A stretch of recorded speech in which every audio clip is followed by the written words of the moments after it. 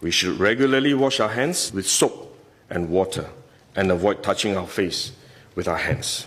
Even at a meeting when we have on this ministry task force, while I was speaking, I was touching my face until Minister Lawrence Wong nudged me with his elbow and said, "Stop touching your face." Let me now share about what we know about this novel coronavirus. This virus comes from the family of coronavirus, which includes other viruses such as MERS and SARS, as well as the milder variants causing common cold. The medical consensus at this moment is that the novel coronavirus is more transmissible but appears less deadly than SARS. Evidence suggests that the rate of human-to-human transmission of this virus appears to be higher than that of SARS. For now, the evidence also suggests that transmission is mostly via droplets. What this means is that the virus is carried within droplets emitted from an infected person over a short distance, such as when a person coughs or sneezes. If these droplets come into contact with the eyes, nose or mouth of an individual, directly or indirectly through hands that have come into contact with these droplets, the individual may become infected. To clarify, there is no evidence currently to suggest that the virus is airborne. There are other viruses, such as the chickenpox, which can easily be transported via air currents and do not require droplets to contact the eyes or nose.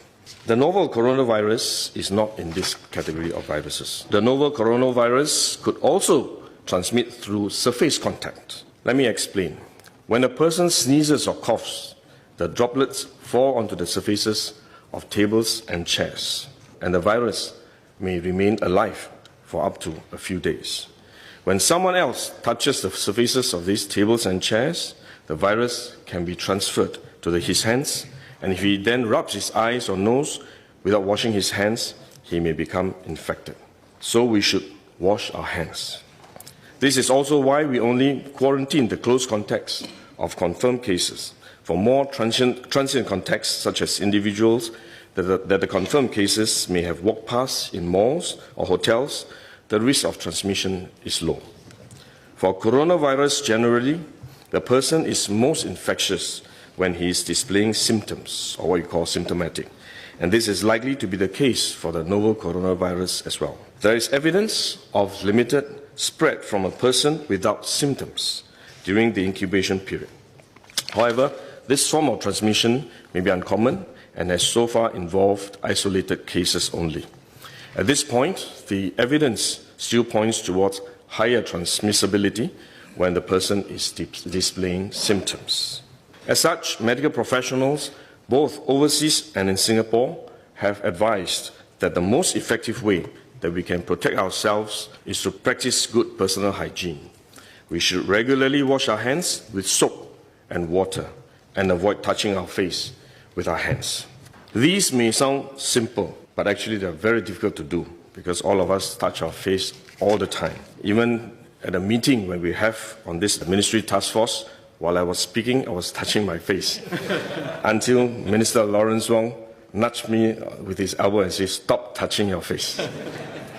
So it is simple but extremely difficult, but are actually very effective in preventing all kinds of infection. Potential infection from asymptomatic persons, in fact, is less likely to be from coughing or sneezing directly because they don't have symptoms. They are not sneezing or coughing, but more likely by touching contaminated surfaces, for which masks offer no protection.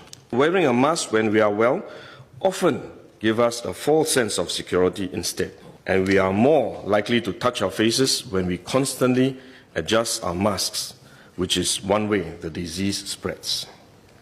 At the same time, we need to protect others, our loved ones, friends, colleagues, and fellow Singaporeans that we come into contact with. If we are sick, we should rest and recover at home as far as possible.